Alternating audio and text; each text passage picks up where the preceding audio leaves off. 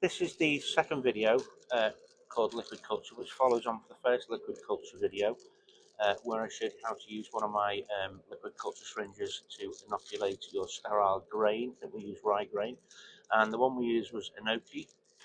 Second video going to follow on now is what we're going to do with the jar of colonised grain that we've ended up with. So this has been incubating for 2 weeks, and you can see nicely colonised. First thing we need to do before we stick it in the bag or our master's mix is to give it a good break up. That's gone quite easily, it's very nice, there we go. And before we start doing anything else, I just want to give flow hood area a little wipe down with some 70% isopropyl alcohol. Keep everything nice and sterile. So we've got our jar of colonised Enoki grain spawn, and give that a little spray down as well. And we're also going to be using the scissors to give that spray down. Make sure everything's nice and sterile. And of course, always keep your hands nice and sterile as we're going along. Now also, what we're going to put the colonised grain spawn into is our bag of master's mix. Also did a little video on that last week, showing you how to make them up.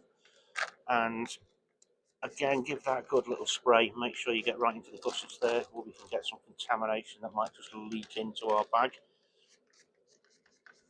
And just give that a little wipe up there.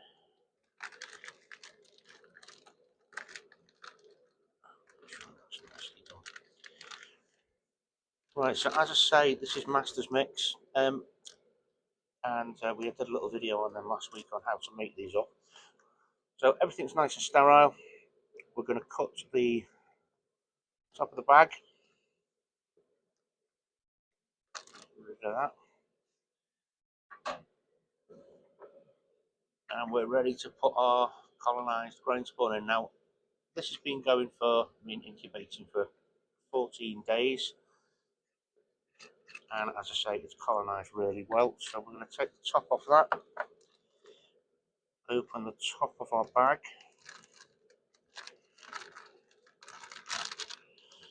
And very quickly chuck it in. Right, now if we just seal the top of the bag up there, we are now going to go over to the impact sealer and give that a good seal on the top, and we'll use that then to incubate our substrate.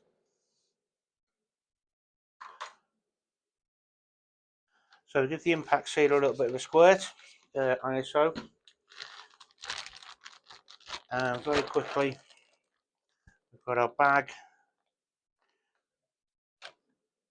and give it a good seal up.